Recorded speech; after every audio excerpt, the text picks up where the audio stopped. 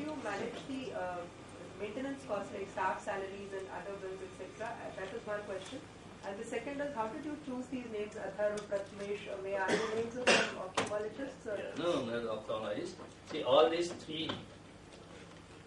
Can you hear me? Yeah.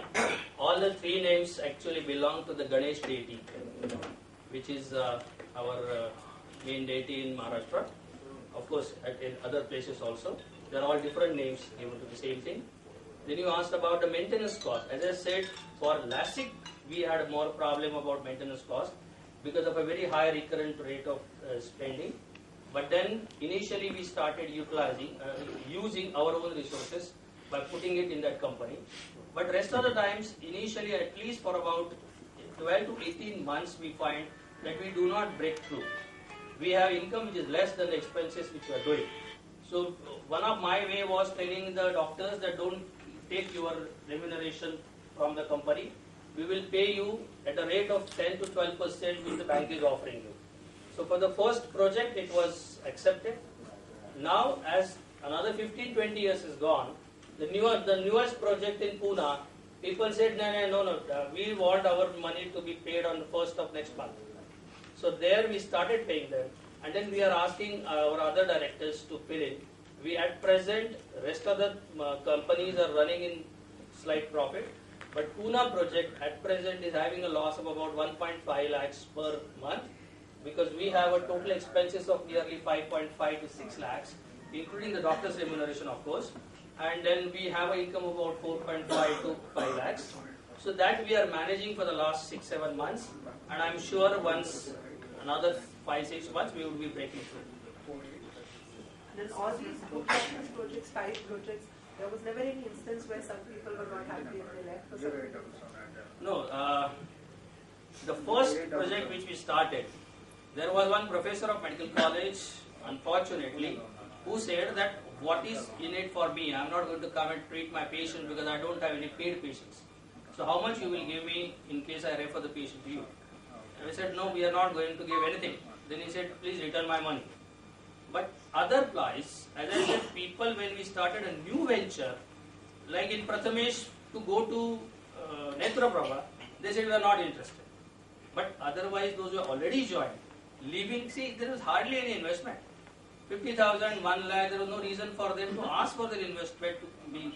I can tell you, we gave them shares and now at least for other companies we are already issuing them dividend every year. So we say that at least 10% dividend should come to those people, and then others are getting whatever they are working, they earn out of that work. How much time on average does a doctor devote in your time? No question of devoting. You have fixed timing, say about 2 hours in a week or 2 hours in a day, which are suitable to you. You have your own practice. So you ask the patient to come, say I am going to come there on Tuesday 2 o'clock. You be present. But that's for the OT purpose you are saying.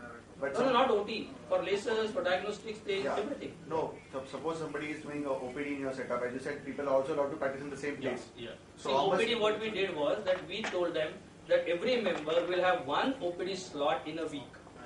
So those who wanted to have every day one slot, they paid 5 lakhs. Those who wanted to say that okay, I have my practice, I will come once a week and I can bring my patient for that day, they have one slot of minimum 2 hours, but it can be extended because we have 2 consulting rooms at every place where we are. So it was divided basically. If the doctors who are practicing outside have their own setup, why will they bring their own patient to operate in this group hospital? That is because we have seen people operating with microscopes which are foggy, with the tables which are not, and in the OT atmosphere which cannot be maintained. Now, if you probably make them feel what is best with operating with the best echo machine, under the best microscope, with a good assistant standing, then possibly we expect that he will get converted that okay, this is much better. Yes. As far as take-home amount is concerned, it's not much.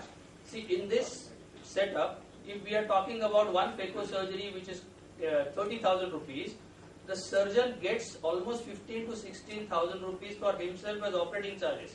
You tell me any institute which gives you more than 50% take home from the total patient bill. Secondly, how was the ego issue was handled? Especially when we doctors come, the ego is main. Yeah, exactly. I don't think finance is a major issue with doctors. One of my, so you don't mind answering, na? Yeah, answer because then I'll specify. Yeah. This is the last question. See, because one of my real friend told me that putting so many ophthalmologists together is something like putting the frogs in a weighing machine. That if you are going to put all of them together, you can never weigh them in your lifetime because one will jump out by the time second is put in. Initially, I had the advantage that we had a lot of my students who joined and my colleagues who joined. We have fortunately a better thing. Then the next time onwards, people realize that okay, what this banda is doing is something which is honest and which is not a problem. As I said, it's an easy money, like you said, a cut practice and referral practice and advertising and everything. The more fast you get the people, and simply another fast way, they leave you also. Because if they cannot really believe in you, it's difficult for them to stick together. Can we move ahead? Thank you, Dr. Kulkarni, for excellent presentation. Let's move on to further ahead with the journey. When you are joining practice, you may be a fresh postgraduate, or you may be leaving an organization after an adequate experience, or maybe you have retiring from your profession and then thinking of going in for private practice. And in each you have to define your aims and objectives. The approach, the investment and planning will be different for all three. You could go in for a solo practice, which the advantages are independence, where you are your own master, you don't have to share the profit, you have the quality and the working to your own liking, but the disadvantages already as highlighted are difficult to fulfill commitment of availability, very high investment and equally high risks, underutilization of the resources, and there is always a limit to growth of a solo practice. Group practice has already been covered, and also the resource sharing practice. When you are starting practice, there are some questions which are coming to your mind. Where to start? When to start? What kind of facilities you are going to give? What level of practice you are going to have? What kind of investment you are looking at? How you are going to raise the finances? How much money you need? And how you are going to shop for the equipment? And this all questions can be answered if you have a proper project report which unfolds the scene for you. And for project report, you do the exercise for all possibilities and eventualities on paper that can take place as you plan your practice, and you assess the viability of the project, which is very important, and plan investment and chart out different phases of development. You decide the place, the city, the kind of the practice, whether you are going to be a primary ophthalmologist, a secondary or a tertiary care center. What kind of a market you are going to enter? Are you going to enter the premium top high-end market? Are you going to enter into the masses market, or are you going to enter into the lower segment? Which are going to be, because the kind of the investment, setting up and facilities, everything is going to depend on what kind of a market you are looking at. For project evaluation, you have to look at where you want to start. You have to look at the area around that. There will be some area as represented in green, from which may be 1 kilometer or 2 kilometers or 3 kilometers around your clinic, from where all patients with all disorders will come. Then you have a wider area from where cases will will come. Then you will have a much wider geographical area from where you will have a specialty referral, and then much wider area which may go to 300 kilometers if you have a tertiary referral from these areas. So you have to define what area you are going to cover, and then you calculate the total population of that area. You find out the incidence of diseases which are available from epidemiological studies, and you calculate how much is the patient pool, which is percent incidence into relevant population divided by 100. This will give you an idea that, okay, I have X number of patients for refraction in my primary area, I have X number of cases requiring cataract surgery in my surgical area, and from this relevant population, from this you will take out the relevant population. Like for cataract, you are going to exclude the population which is below 40, and then you will look at the income level poverty line. You are going to, if you are entering into a higher segment, you will take out the population which cannot pay. So you are looking at, you have to first calculate your patient pool, and then you should aim to have a market penetration of 1 to 2%. If you can break even at 2% market penetration in the patient pool in the areas that you have decided, there is no reason why you are going to fail. And you turnover below that means that you are not going to break even. So once you have decided I'm going to start here, you have calculated the patient pool, you have made sure that you have enough patients to sustain your practice, you are going to look up at different aspects on the patient care, literature update, updating your knowledge, purchase of equipment, office automation, computers, internet, finance management, advertising, marketing, CPA, and the hospital personnel management. Patient care, remember the patients are demanding, they have very high expectations, they are all aware, they are all net savvy now, they are result oriented, and they analyze you and your setup very critically. And you decide what kind of a setup you are going to have. Are you going to have only OPD facilities, or you have indoors also for overnight stay? Are you going to have your own OT recovery, or are you going to use somebody else's OT? How big waiting area you want? And are you sending the patients home? And what kind of equipment you are looking at? You make your own list that this is the equipment. Depending upon the level of the practice and level of the investment, you will decide what all you are going to decide. And then you can plan purchases in different phases. You can start your OPD and then go with the surgery. As far as the purchase of equipment is concerned, make a list of what you're going to buy, decide specifications based on your requirements, what minimum features you are looking at into those equipment, identify the manufacturers, get quotes, look into detail into the terms and conditions, and decide the best value for your money. Look at the CIF, look at what is FOB.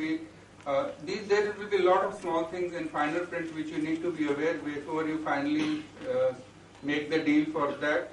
Look at the after-sales services, AMC, quality of the product and service. Do talk to the users of that equipment, and must have an on-hand demonstration if you have not already used that equipment.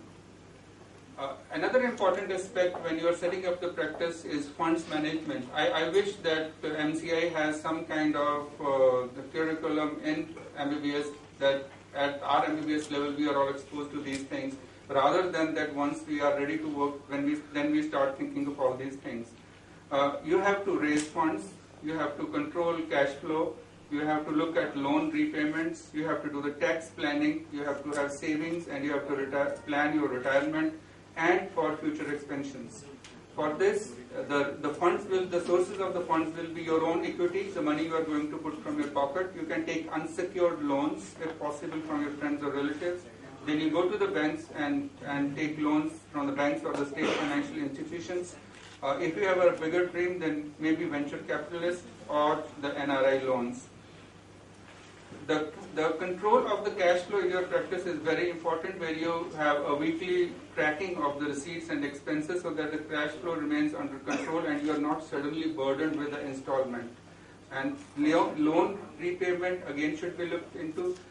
Divide your repayment into smaller components so that you are always ready with the payment that you have made, because if you falter on your installments, it's not good, because your credit rating may go down and the interest again goes very high. Then is the tax planning. You need expert advice of it, and my suggestion is that you should plan your tax rather than evade the tax. Another important thing is the costing and pricing. When you are going to offer service to your patient, you are going to put a tag on that. Don't look what are the charges around and then decide your charges according to it. Do a proper costing and pricing. First, you should know how much that is going to cost you. If you are doing a cataract surgery, you should know how much it is going to cost you. Only then you will be putting a price on that how much you are going to charge to the patient. And when you are looking at the costing, you should not only look at the cost consumables. You will look at the cost of the sterilization. You are looking at the cost of the staff salary. You will be looking at the cost of the rent. You will be looking at cost of the electricity, of the annual maintenance, insurance of the equipment that you are using, depreciation or interest on the equipment, and also from this funds only, this earning only, you are going to look at your next upgrade or replacing the equipment. So this is important, that costing and pricing, and it is something which needs to be done on regular interval or on an annual basis. That are you maintaining your profit margins properly or not? And with that, you have to add value to the services where it is a right combination of the pricing as well as the quality. There are other situations, other issues which you need to look into it. That is the security services, the CCTV monitoring, the burglar alarm system, the fire alarm, fire extinguisher system, the insurance of your equipment building, and Then comes looking into the hospital management, which is in itself a very, very big subject, and it's a very, very difficult task, but it is very crucial, and it should be organized and run in a professional way. So there are a lot of things which are to be looked into, and then the Consumer Protection Act is another field where all your working and all the documentation you should also keep into mind that you are covering yourself and you are fairly safe as well as the Consumer Protection Act is concerned. Are you fairly regular in updating your knowledge? Are you fully aware of the government regulations? Are you aware of what are your obligations to a registrar of companies? What are the local administration issues which are involved into it? What are the public health issues? What are the excise and taxation issues and the sales tax issues? Income tax department issues, public department. There are almost 30 departments with which you have to deal when you are in practice, and you should have a very, very good managed system where you don't falter on any of those things. I would also like to touch on one thing, which is the stationery. I do give a lot of importance to the stationery because when the patient walks out of your clinic, that's the only document he is taking back with him. The rest of the experience remains in mind. The only physical product he is carrying back home is the stationery that you are giving. So please do give them a good stationery, and also you should have a good logo with you. After the few points that we have discussed, another important department or aspect is the HRA. That is the personnel management. The most difficult part is to handle people. As was mentioned, the ego part, which is very, very difficult to handle. And the HRA department will be looking after into the selection of the staff, their training, assignment of the duties, their evaluation, appraisal, hiring, firing, hierarchy, and salary. And it depends upon how you want to build your organization. Our organization is a flat organization. That means it's a flat, non-hierarchical organization, and we call everyone as a team member. There are about 90 team members, and we don't have any designation. But each one has their own KRA and their own duties and their own appraisal system, and he is supposed to do his task. Otherwise, the hierarchical system becomes that for one worker you will need a monitor, supervisor, for that supervisor you will need another supervisor, and for that supervisor you will need another supervisor. So try to maintain your organization as horizontal as possible. Have a good back office to do all this supportive work. Next is a few thoughts on the marketing and advertisement. Marketing is a terribly misunderstood word. It's not synonym with advertising. It is different from selling. It's considered something not compatible with our profession. And marketing is not the art of finding clever ways to attract the patient. And it's also not becoming a better salesman. Marketing is also not competing on price. It is things which are other than the price. It is the art of helping your customers to be better off. Can you satisfy your customers? How can you make your patients feel better? That is where the marketing is, and it is quality, the service, and the value that the customer feels. And you need to have a paradigm shift that instead of calling it a practice, you can call it a service, or you can call it a product that you're giving to the patient. And calling your patient instead of patient, you can call him a customer, but still better if you can call him a consumer. And rather than saying that I charge a fees, you can use the word price, but still better will be the word value that you can use for them. And marketing is a continuous process in which you should be subconsciously involved at all the times. And in your organization, it is a concept and philosophy, and not just as a department or a single event of time. And that is how over a period of time you build a brand, which is a storehouse of trust that matters more and more with time, and more when more choices come in your area of practice. And you have to work towards creating and sustaining this brand. And this cannot be built up by cutting prices, and this can only be built up by having a pool of loyal customers, more like making more customers. And the reputation, your reputation or your organization's reputation is not your property. It is the property of the society. Your reputation resides in the mind of the people. It resides in the society. It cannot be manipulated. It takes a lifetime toil to build it, and it always remains volatile. And it is the image that you have created. So please make sure that in your professional and in your personal life, you are always working towards building up your reputation in the society. And the next are the advertisement. Now, what should be the advertising? You are all aware of the MCI rules of about the advertisement.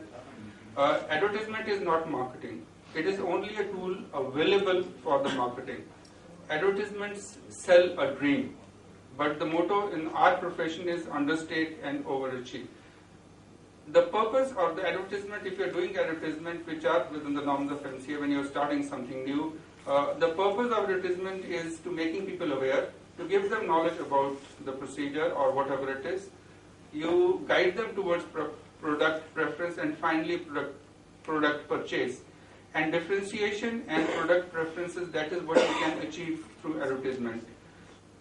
Health, some people consider is a purchasable commodity. It is a business. It pays to advertise.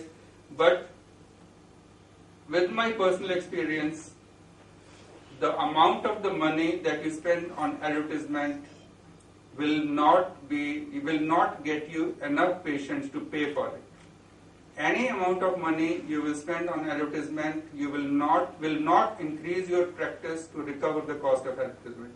Advertisement will have different kind of advantages and different kind of returns in different kind of ways. This is important that no ad or sale gimmick can convince you about the quality of a service as persuasively as can a friend, acquaintance, past customer or an independent expert. To my mind, the best advertisement is when in the evening people sit in their drawing room and talk about your practice. That is advertisement, not that they wake up in the morning and see what is on the front page of the newspaper. And it is very important to decide in which direction you are going to take your practice, where you are going to be in the next 2 to 3 years, what different innovations you are going, are you open to the patient, what they are saying. So all these things are important, and that is how you need to differentiate your practice. Now I'll come to the quality, that how important it is to incorporate quality in your practice. As a patient, what kind of a success rate you are looking at? Are you looking at 90%, 99.9%, 100%? The percentages are statistically misleading. There is only 1% difference in DNA genetic code between chimpanzee and a human. With 99.9% success, still our heart will fail to beat 32,000 times a year, and there will be 20,000 wrong drugs prescribed every year, and 500 wrong eyes operated every year with 99.9% success. So our profession is targeting towards 100% success, and we have to strive to achieve excellence through setting up quality norms and achieving them and monitoring through accreditations. And the improvement of the quality can be that you set up your mission statement for the organization, the vision statement for the organization, what are the values of your organization, what is the quality policy of your practice, and what quality initiative you are doing, what kind of accreditations you are looking at. You have ISO, which is not industry specific. You have JCI accreditation, you have NABH accreditation. So these are the different accreditations which will help you in building quality in your practice.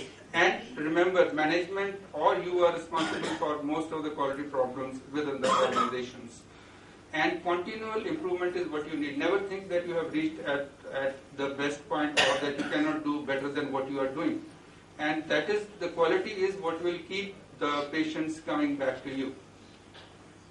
As far as accreditations are concerned, accreditation has 4 principal components. That is, it is based on a written and published standards, which you all know. It reviews, and then it is reviewed by a professional peers. The accreditation process is administered by an independent body, and it is voluntary. You can go in for accreditation if you want, but accreditations help you set good processes within your organization, and it improves your functioning, and it improves the patient satisfaction also. The biggest barrier in quality is the mindset, and mindset is what it's very difficult to bring change in people. Because for quality, you have to change all of your working, and most of these problems come from conviction of ignorance, reluctance to change, lack of training, lack of motivation, and the cost. But think great thoughts, dream great dreams for great action. And in practice, you need to connect with the patients.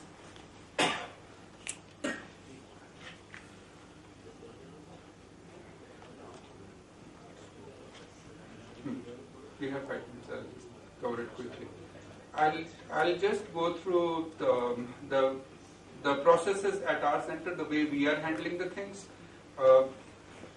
This is the call center, which handles all the calls are entered into the software, and then we have the reminder calls going to the patient. This is the token system where when patient comes, he receives a token and is guided accordingly in which area is concerned. This is the screen of the token system. This is the token slip patient gets. He goes to the reception and he's registered at the reception. After that, the flow takes him to the AutoRef NCT station where AutoRef NCT is done. And this is the screen which is there with the optometrist. He does his work and enters the data into the EMR. The case goes to the consultant. The consultant will have the cases waiting for him in detail. He'll also have access to whatever investigations have been done the same day or the previous day, and he can review the reports on that. And the EMR does reduce the errors and it makes it much more efficient. This is the counselor area and then the OR setup. And this is how the surgery is posted. And this is the timeout screen that we have in the OR. This is the discharge slip which is given to the patient and the stationery that we are using. All the ISO, NABH, JCI accreditation details and their intents, and they are all online and anybody can read. All our work instructions are online. And we have a customer feedback system and we analyze it every month to see what is the customer satisfaction index, and whatever suggestions are coming, we are working on them to improve it. Monitoring the time stats. And then you have to look after the CSR or the corporate social responsibility. We have a weekly in-house letter, then a monthly newsletter, and then then is coming as spreading your name. That once you have done all this, you have set up a practice, you have got the accreditation, you have built the system, then you have to maintain it, and then you have to really go into maintaining your practice. Any questions? Sir, one thing which we have not talked about is the cost of the land. Now, if I am going to open a eye hospital in a place, say, like Delhi, I mean, I can't do it. I mean, I got together with this industrialist and he told me, you see, we discussed and he said it's the cost of the land, it's the cost of the equipment, and it's the harassment of the authorities.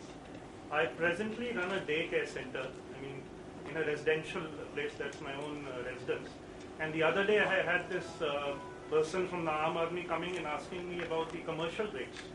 So I mean, if we have not really considered the cost of land, which is the most important cost. I agree with you. That is an issue with our whole country, with all businesses. If you had seen advertisement in the paper a few days back from Noida, there was a advertisement by the government for auction of a hospital site. And guess what was the reserve price? 690 crores. So 690 crores reserve price for land only. Is it worth really? I mean, if I have a few crores, I'd rather put it in the bank. That is where the role of the AIOS will be, to put forward to the government, so that for all medical profession, or at least MCI, that there should be the sites available at a reasonable price. But that is something which is administrative and for the government. And I agree with you. It's the bulk of your investment will go into the land, and you are left with nothing to do. I agree with you. Absolutely. And then you see, otherwise I shift to the periphery, which I am not wanting to do. No. And I feel that you have to buy property, then why not become a real estate agent, and then why become a doctor I and mean, see if it's patients only of the the day? calculations or financial calculations which we are doing, I agree with you. I would not invest my money. I agree with you. That's why it's important to, are you reaching at the break-even point or not? Yes. So do we have any set division of funds? This amount should be for the land, this percentage for the infrastructure, for the biomedical equipment, operating costs. I mean, as for the project report goes, do we have some set limits? No, there are no set limits, but depending upon what kind of a practice you are setting up, what facilities you want to provide, depending upon what equipment you need, accordingly then you will be allocating funds to that. But there is no set pattern which would say the land cost would be this, the infrastructure would be this amount. It's tough to find that. Yeah, it is tough. Because the real estate prices are not realistic in India. The same practice in China will be entirely different because land is almost free.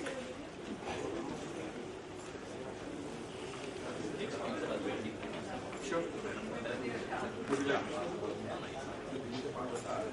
With this, we come to the end of the session, and I hope that those who are in practice will carry home some message, and those who are planning to start will get some encouragement to move on to this. Thank you. Friends, we are here for the course on relocation of subluxated and malpositioned IOLs.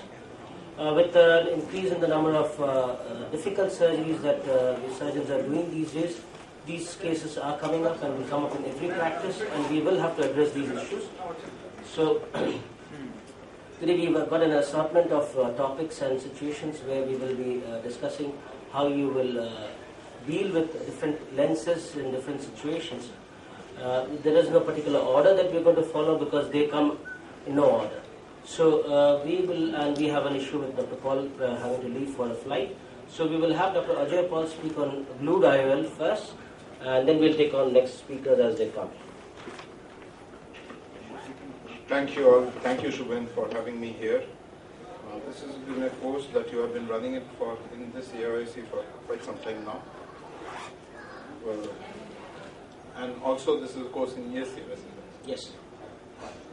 So we'll be talking on the part of where the course basically is relocating the lens which is already lost or which is malpositioned. Now this is something where you're going to relocate, especially a multi-piece lens, whether it's a foldable or non-foldable, or else probably you'll have to take out that lens in case of aphakic, or if you leave a case aphakic, then you can go on with glued IOL. Now glued IOL, is a concept which has been propagated by Dr. Amar Agarwal in the recent times. And so before coming to that, now let's see this. The whole concept of glued IOL is you have two, just like skull fixated IOL, two skull-based flaps there. So take them and put the lens there, externalize the haptic, and tuck it intrasclerally, and then stick this area with glue. I'll show another method where we are not sticking it with glue, we're just suturing there at the base. This is a video taken around 4 or 5 years back. This is the first surgeries that we used to do. These are the instruments we were using as 20 gauge vitrectors going through the limbus. This is a aphakic case. The trauma, the lens was removed somewhere, and then we continued with these are the early cases where you are using multi-piece PMMA lenses, and these are 20 gauge trockers where you get in 1.5 millimeter away from the limbus. Just the early cases where we did use some viscoelastic, and that it is holding the end of this and externalizing the haptic. Now these are bigger openings here in those early days, and then to maneuver those lenses through a open wound around 5.5 millimeter would make the anterior chamber unstable. But this was something we did quite a lot of cases, and the glues were mixed together. That's the way we used the glue mixed together in those days. But let's come to some of the surgeries that we are doing now. This is where we are more specific where we keep the pencil. Now this is especially a aphakic patient where you're doing it vertical, make 2 flaps, and then just put a just like a toric marker. This is a marker, I'll just show you. Put the markers and then take out the flaps. These are around 2 millimeter flaps, 1.5 to 2 millimeter flaps, small flaps, as you do scleral fixated IOLs. Dissect it, take it out, and the other side also. And this is the 23 gauge trocar cannula system that you go to a VR surgeon friend. He will show you definitely how to. This is a very easy step. This comes with all your recent machines, especially Infinity comes, when the signature comes with this. the other machines from Bosch and Lomb also comes in. This is a 23 gauge fusion cannula. There, get in the small incision there, do the vitrectomy. You need not go right deep into it. You can even press this side and remove the base of the vitreous. Do not go right up to the oral serratum. Clear the vitreous there, make a second incision there. And there, this needs a lot of maneuvering. Your right hand pushing in. This is not okay for with a screw type of lens. This is one where you with the injector where you can push. You can do it with the sensor. Now, presently I am using the sensor lens. Now this has got quite a long haptic. Now it's very important. The size I will show you two small clips where the forceps that you take is not right, then you might have a problem. Just put it inside, and with the left hand, and again use one more 23 gauge forceps. Hold it. Now this is where assistant is holding. Now we have a way where we do not use the assistant. We just use the iris hook, those small whitish nuts we get. You can use that. Do it intrasclerally. It's very important how long you do it. Earlier we used to have a bigger flap here, but nowadays we use very 1.5 millimeter and tuck it as much as possible. Sensor has a long haptic, and one more advantage of sensor is that this has got a opti edge. The anterior margin is rounded, so there's less chance of the iris which falls back, rubbing against the lens and doing your pigment chaffing. That would not be possible probably with the Acris or Multiplex. But there are other lenses which have come out, which are with a longer haptic.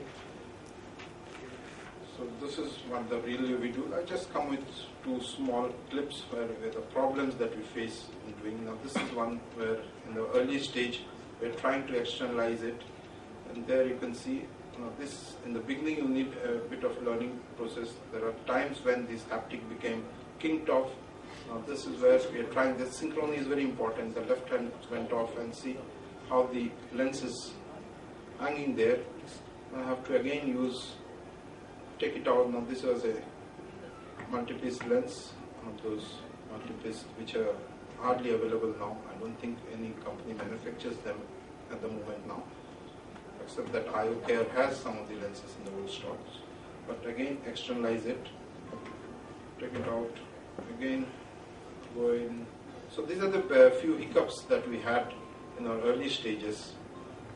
Get it, hold it, and then next, even the direction at which you see that I'm taking out in the straight way. Now the direction should have been towards this side. Now these are the early learning phases. The problem we had. Just a second. Yeah. So this is one more just clip. See, this is what with a foldable lens. Now this is what we are using a 23 gauge forceps of a local manufacturer. I later on realized what the problem was. See, I'm trying to pull it out. At the same time I'm pushing with the right hand, the left hand is pulling it out, and at a certain point I'm feeling a lot of obstruction, and see, look at it, I missed it, and the right hand already the lens. I was lucky that the lens didn't fall off. Just held it again, tried to get it back. Second time I'm trying to hold the tip and taking on. These are some of the hiccups that maybe first 5, 10, 15 cases, but after doing few cases, see, again I missed it. I'll tell you why. The reason was the forceps and the shaft. There's a difference in the gauge.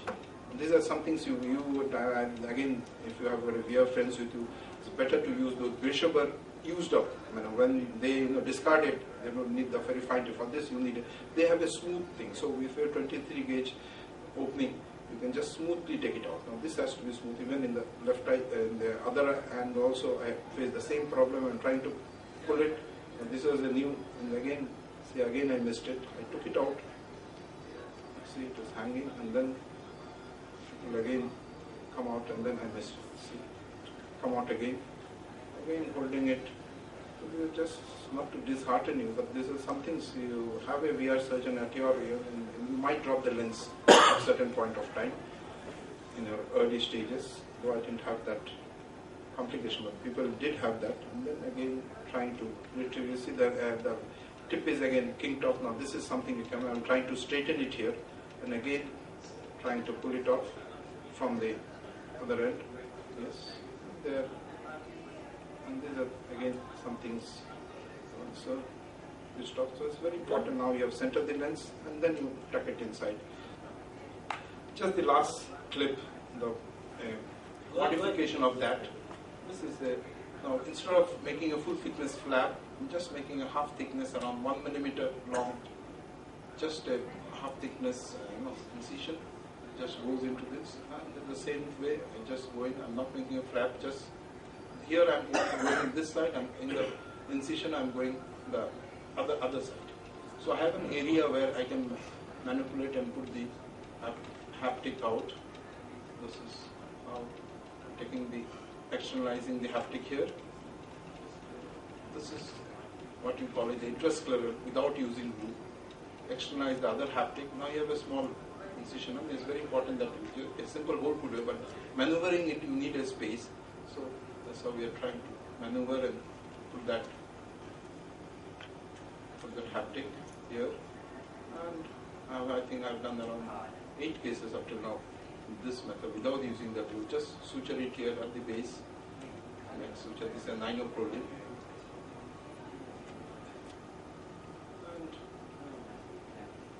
But the glue diols are almost 4 or 5 years, accepting having availability of glue is a problem now.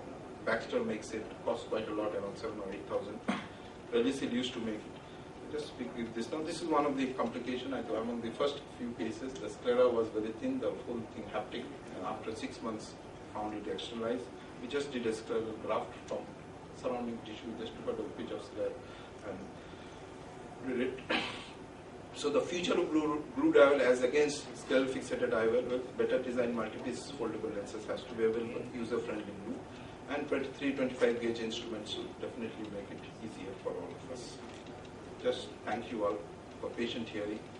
I think just a certain point of time with our year going on, we might have to glue our vehicles also like that, the amount of things that you use. Thank you, Ajay. Just a few questions, and the audience is free to ask questions to Dr. Ajay because he'll be leaving shortly. If you have any questions from the audience, you could go ahead and ask, because I'll have all my time to ask. Ajay, I was just wondering, the glue. Now, this question has been pondering over this for quite some time. Does the glue really have a role? That's exactly what I'm saying. The glue eventually, what are we boiling down? What is it boiling down?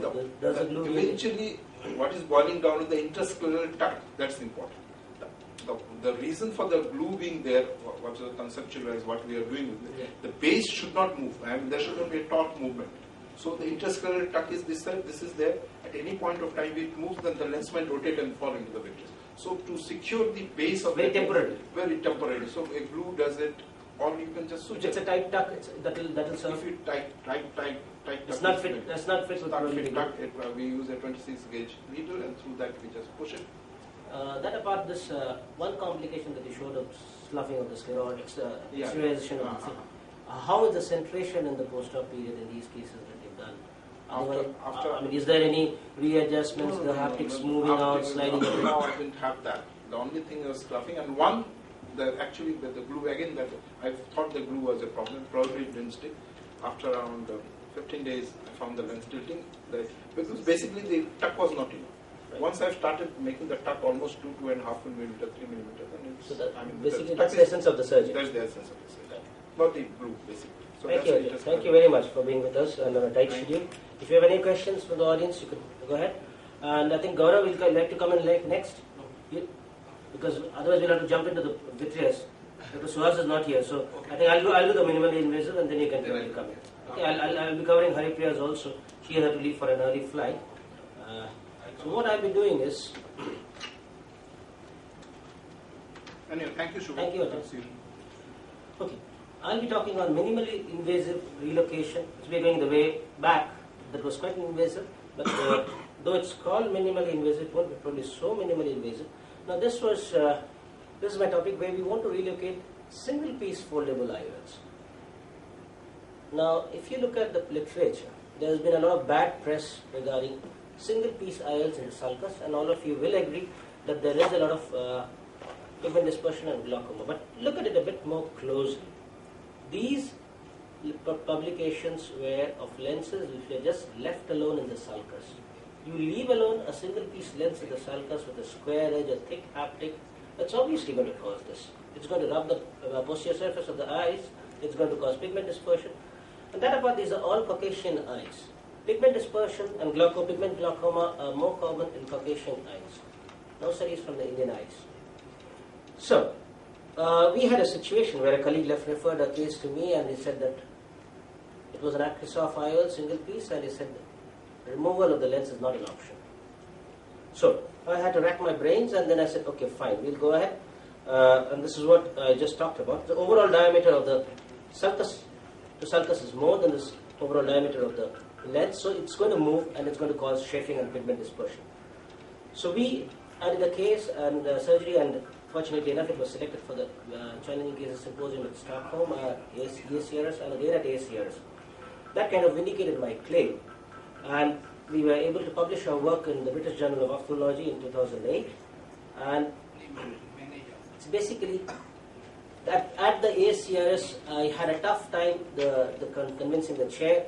Just all these people who are here on this paper, David Chang, Samuel Muscat, Kevin Miller, and were there in the panel, and I had a real tough time. They really ripped me apart, and I had to convince them that all the lenses in the literature have not been fixated. Once you fixate a lens, it's not going to move. If it doesn't move, the movement of the peripheral iris is barely anything. So there is no movement, there is no pigment dispersion. So I was pleased to note that in this particular paper that they published, they did make a mention that none of the single-piece acrylic Acrisof IOLs were suture fixated to the iris or sclera. This was again vindication of my claim. So now, what are the advantages of single-piece IOL? See, the haptic can be bent and twisted, and the haptic-optic junction is more forgiving than a multi-piece IOL. So put that to use. The haptic material is compressible, so you can tie a good knot over there instead of it slipping over. And certain other materials have advantages over others. Now, the technique is where we only the haptics are delivered, the rest of the optic remains inside. Turn by turn we deliver the haptics out, and we suture them by using transscleral suture. Earlier I used to use tenoprolene, but now we're completely switched over to ninoprolene. The first case that I did was of course tenoprolene, but that's still surviving and there's no issues with that. We have a transscleral fixation. I think details of transscleral fixation will be covered by Gaurav later. Now this is an animation. The first thing is we try to anteriorize the IOL. We don't want an IOL dropping into the vitreous, so we bring it into the anterior chamber and then do a good vitrectomy, and then here we are passing a transscleral needle, ninoprolene, and then we dock it into a 26 gauge needle passed through an opposite paracentesis. We retrace the path of the needle, and we have a loop over there. Now we exteriorize the haptic, we bring out the loop of the suture, and we tie a cow hitch knot. A cow hitch knot is a very convenient knot which you can try over a closed loop. It's not a great knot, I can show it to you anytime later. Now this is how you tie a cow hitch knot. It's called a linear knot also. So it's very simple, you just loop it over itself and draw out the two limbs of the loop from within. And this is the first surgery that I had done. This is a dislocated single piece Acrisof lens. So the first thing I do is anteriorize the first haptic, then the optic, and then the rest of the IOL. Now once the lens is in the anterior chamber, we'll do a good anterior vitrectomy. Here goes in this is a tenoprolene suture, but I would highly recommend ninoprolene now. And this is a 26 gauge needle to the opposite paracentesis, goes, docks in. And now we have this going back again. Now the 26 gauge needle comes to transsclerally, and this needle passage goes through. So now it's retraced its path. We have a loop over here. So we get this haptic out over here. We've exteriorized this haptic, and now we hook this suture from here, one of the limbs of the suture. That's good enough. And then we make a cow hitch knot out of this. That's a very simple knot, probably the easiest knot that you can make. And you may feel that this is going to slip, but the Acrisof material somehow is more compressible, and the knot stays exactly where you choose to keep it. So that's when once you tighten it nicely, you reposition or reposit the haptic back into the anterior chamber, tuck it under the iris. There you go. And we do the same treatment to the other haptic, and that it started. We do not finalize the knots, we leave them loose and we finalize them only in the end to see the centration and the tension over there. And now these are the post-op pictures. There is a good proline suture under the flap, and the second one just tries to show you, I don't think you can see it very well over here, the edge of the IOL, and you can see the whole IOL just hanging free. That means there is no posterior capsule on there, still well centered. Now this is, we moved on further, and what we were doing is, this is another technique of doing it. This is a Rayner lens suture or Rayner loop type lens which has gone in, and we had a backup vitrectomy ready since I double as a VR surgeon also, so I have that advantage. So here we are passing this suture. What I'm going to do over here is just change my knot. I'm going to bring this suture out all the way. You see, the initial part is the same as the previous surgery. We go in, and now once we've got this needle back, we take it out over here, and now we've kept this needle free over here. We're not taking it back right away. We're going to wait. We're going to take out the haptic over here. This is a haptic which has got a nice loop, and we're going to tie it to where we desire. Since we have an open needle over here, we can make a knot, as many knot throws of knot you want, and whatever kind of thumb knot, reef knot, whatever you want to make, you make that. And then eventually you tuck the haptic back and retrace. Now we retrace the suture and we position the IOL so that the haptic comes over there. Trust me, all these cases are doing very well.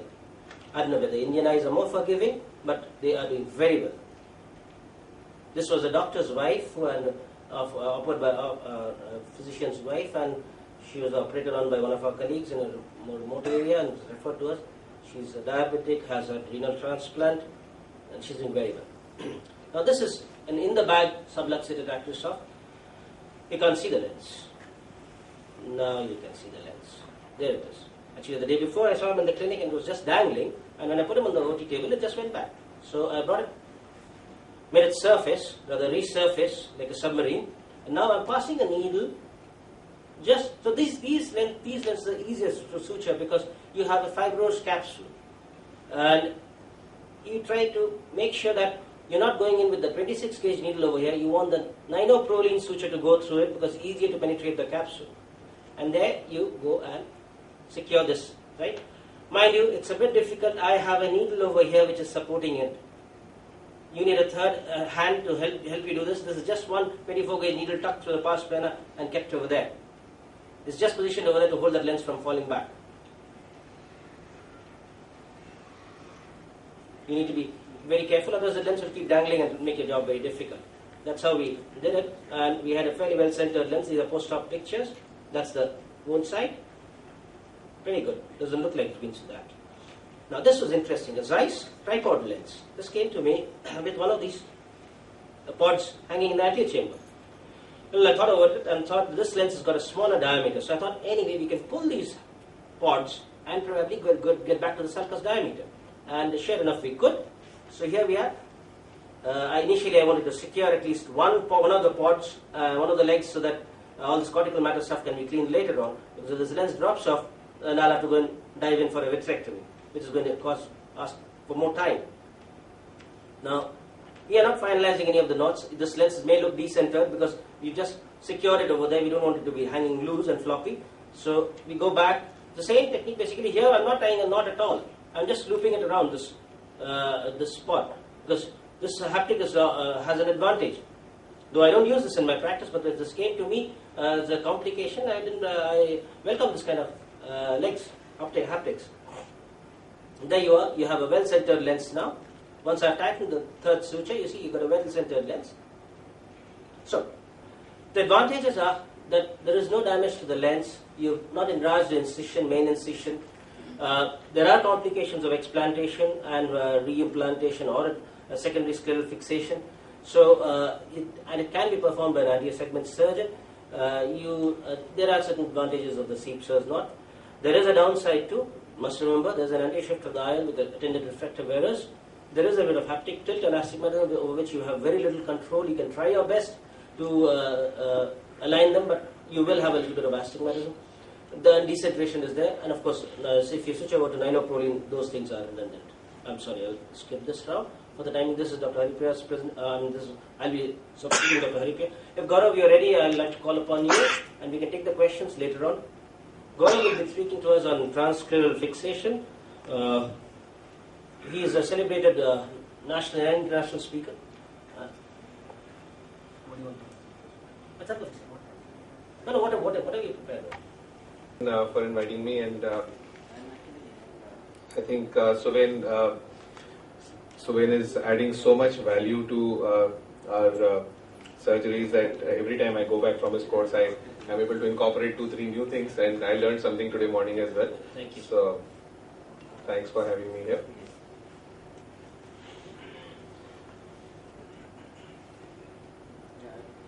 In fact, one of my videos I was sitting behind and trying to just make it work, but this one is working well, so let me just start with this.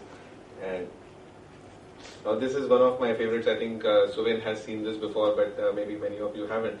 Now this patient presented to me like this, and this patient had come in 1 year after surgery, 1.5 years after surgery, with a very well-centered IOL, and had come with PCO, and we had done a small central capsulotomy.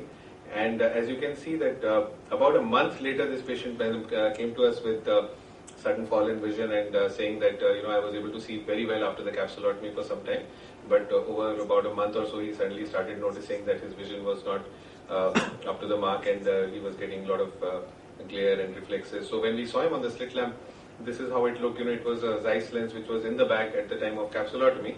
Even though a small central area capsulotomy was done, it maybe because of the forces of the back shrinkage and the IOL not being comfortable inside the bag for some reason, this thing stretched on both sides, so the capsulotomy extended. We normally do a cruciate kind of capsulotomy. We go one vertical and horizontal, a few 2-3 shots on each side, and we normally try to create about 2 to 3 millimeter central opening, but somehow this extended on each side. It must have been a taut bag. Now this lens was actually dislocating into the vitreous cavity, and it was almost dangling when we saw this, and it looked like another few days and it will prolapse into the vitreous. And the options were the same as what we've probably discussed over the day, but we thought we can either exchange this IOL or maybe try to relocate it into the sulcus if we won't have to make a big incision. So this is how we went about it.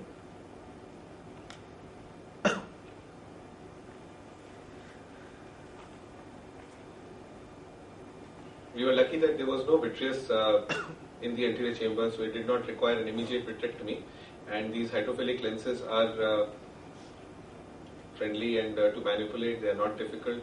We thought we'll just dial it out. It was a little tricky because we thought that if we don't get it, you can see that I immediately got hold of that, haptic and engaged my dialer into it, the plane manipulator, and immediately wanted to ensure that it doesn't fall into the vitreous cavity. Another way to do it is to pass a small suture through the haptic if the haptic permits, but here we were able to just engage it with a manipulator. So sometimes a big intervention can be saved by just ensuring that if you are careful and you are able to manipulate this from the anterior route, if it is not incarcerated into the vitreous, the vitreous is not encapsulating the lens. Now it looked good to me. I thought, although this is not the perfect place for this lens to be, but as you can see, it looked good, but there was vitreous there, and it would not be a good idea to leave it like this. We thought we'll go in with triamcinolone and vitrectomy and try to see, but we thought we can just put pilocarpine and see if that small bead goes back after being trimmed from at the wound, which is not probably the best way. But I noticed that by just releasing that strand which was incarcerated into the paracentesis, if my pupil size, pupil shape becomes round, and I can get away with that. And here I was not in a mood to go in with a full vitrectomy thing. So you can see that suddenly now the pupil looks round, and we were able to save the day by just ensuring that lens. So it stayed well, and this patient continues to do well after a year or two of being treated this way. And Suven, can I take a break for 2 minutes and come back for my scleral fixated thing? It's there, but I'm not able to locate the video in the correct presentation. I would like to show the SFIL proper technique and relocation of that. So if you'll allow me, I can just come back. I was trying to look for it when you called me in. So if you'll permit me, I can just... Fine.